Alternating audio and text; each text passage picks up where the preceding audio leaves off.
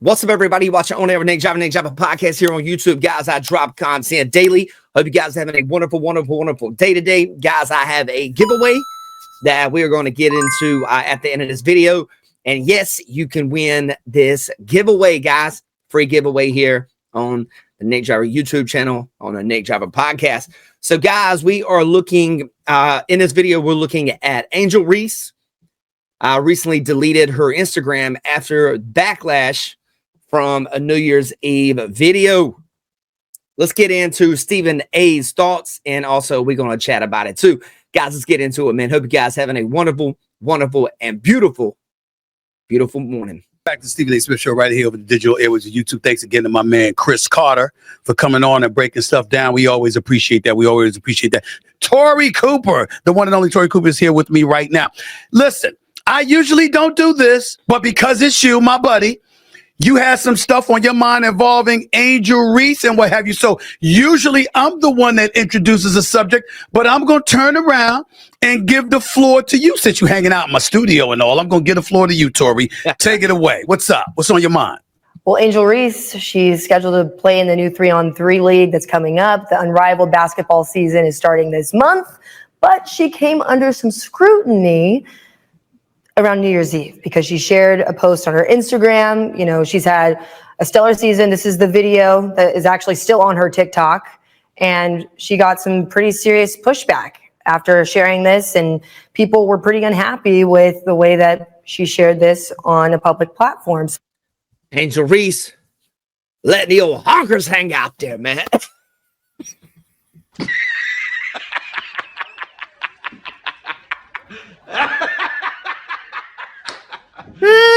You serious? So I wanted to get your thoughts on this because as a woman in the industry who has come under her own scrutiny, myself, I wanted to hear where you fell on this issue because she deleted her Instagram. And that's the most important part about all of this, because clearly she's uncomfortable with some of the backlash that she's getting because she deleted her Instagram. Well, here's the part that I like about the backlash. Clearly, it's something that a lot of people can't take. So if it's something that you can't take, maybe you shouldn't expose yourself to the backlash and provoking the backlash. You know, I'm glad you're here for this conversation. I'm glad you brought it up because here's the reason why. I love Angel Reese. I think that Angel Reese. Yeah, I think if you're going and you're going to actually put that kind of information out there, like that kind of picture, she clearly, I mean, you know, I think anytime you put that kind of stuff out there, you know, it's the internet, man. Of course, people are going to be critical, you know, and we are in a different age than we were, you know, even 5-6 years ago when it comes to these types of materials, these types of things that are out there. What do you guys think in the comments about this? You know, I think people can wear whatever they want to wear. I don't really know if I really feel any type of certain way about this, you know, other than the idea of, you know, Angel Reese deleted her Instagram over posting a picture of her, you know, mammary glands hanging out.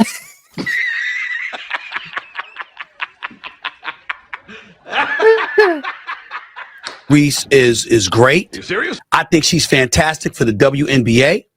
I love the fact that she's participating in this unrivaled league because she's made it very clear she doesn't want to have to go overseas to play.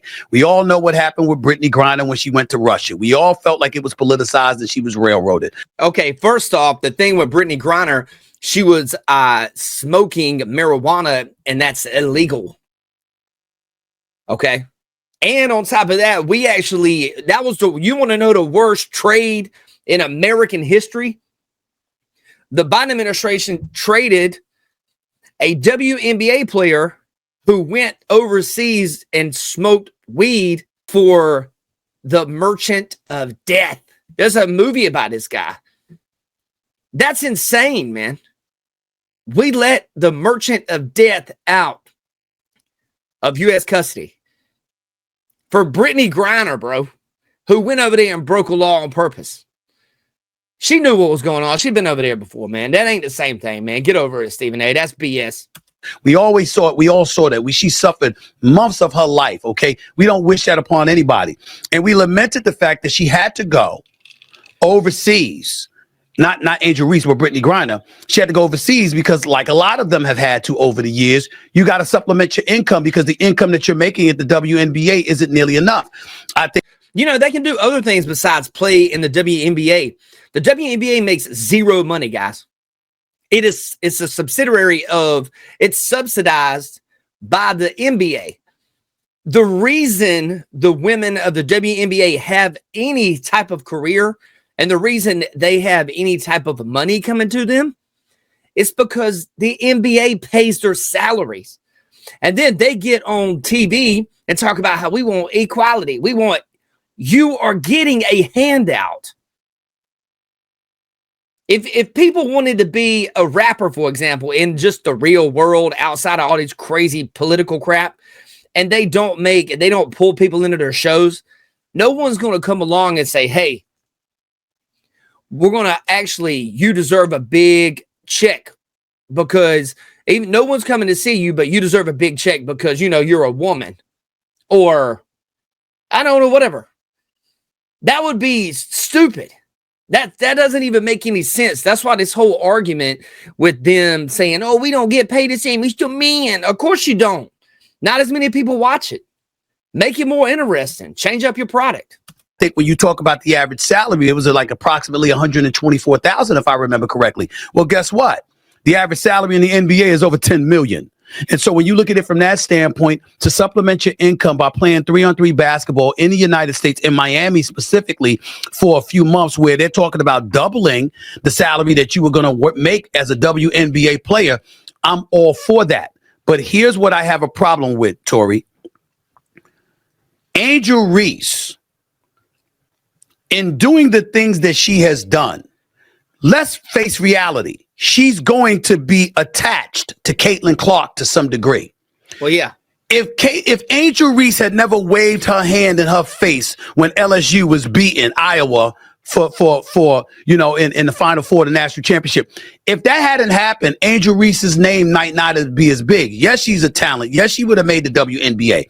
But in terms of her popularity, it really soared after she took down Caitlin Clark. And then Caitlin Clark came back last year and got revenge by knocking LSU out in the Elite Eight, if I remember correctly. Caitlin Clark, the reason I bring up Caitlin Clark is because they're attached at the hip with one another, which means they're ultimately going to be compared, Tori. And when you look at Caitlin Clark is balling. She's That's not a bad player to be attached to. Caitlin Clark is the golden goose of the WNBA. But guys, the WNBA still ain't made no money, man. So the fact that these young women actually can get out there and play ball, that's called a privilege. Most of us in the real world have to go get jobs and supplement our income. So the idea that Angel Reese's life is some kind of hard thing, whenever her money every dollar she makes is because the NBA has decided to take care of the WNBA financially. So let's not pretend that they're in there pulling some massive crowds and stuff. And if you always look at the WNBA games, the camera never goes above like the first 10 rows because there's no one there. So that's another thing to take into account. There's no supply. I mean, the supply's there. There's just no demand. A rookie of the year. She was one of the finalists for the league MVP honors as a rookie, breaking all types of records. She should have been on Team USA. She didn't choose to play in an unrivaled league. Her brand building has been incredibly impressive.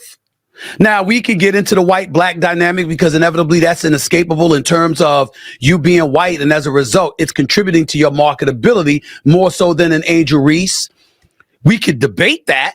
I'm actually going to do a video about this. I don't think that's even a thing, and I'm going to tell you why. I heard this argument that, for some reason, white players are marketed better, or they're more marketable than black players. No, I don't believe that at all. People like great things, man. Michael Jordan was a black dude. Everybody, white, black, brown, Asian, everybody loves Michael Jordan. Serena Williams. Everybody loves Serena Williams. Okay, so it ain't like it's just white people that's marketable. That's the stupidest argument I think I've ever heard from another human being. Because if anything, Caitlin Clark's going to have to work harder because you have a WNBA that is dominated by black females that can ball out, man. They can ball.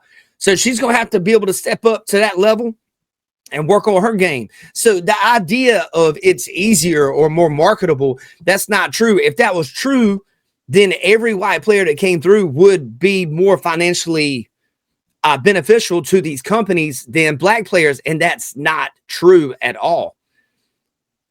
Look at the Baltimore Ravens. Lamar Jackson, very marketable black man.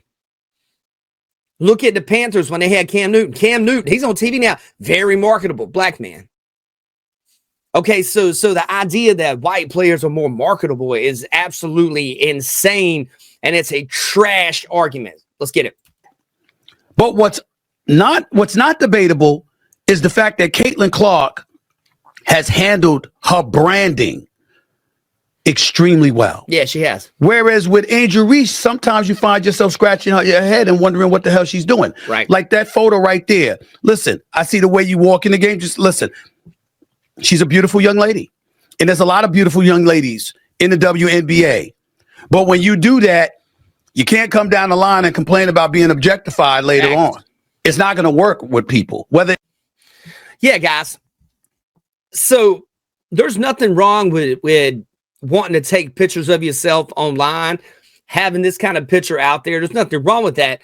But then the issue with this, the push and pull with this, is the idea of you can't get online and then be like, well, I'm objectified because I'm a woman. And then go out there wearing, scantily cladded clothing like this, because that is a warped mind.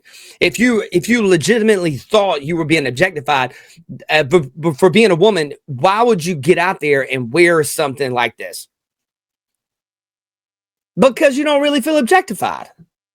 It's the same reason Donald Trump and Obama are hanging out at that Jimmy Carter's funeral, laughing and joking. Why is that? Because they don't really think he's a Nazi. People say stuff, and it's just they just say stuff to see if it sticks to the wall. In Angel Reese's situation, she's young. Young people do stupid stuff. Heck, I'm older than her, and I do stupid stuff periodically too. So, but what I would get at is you can't come at the world and act like you're some kind of victim and you're objectified, and then you get online and you let your honkers out like this, man. You guys be safe, man. Take care, man. One love, man. You watch your own air Nick Driver podcast, guys.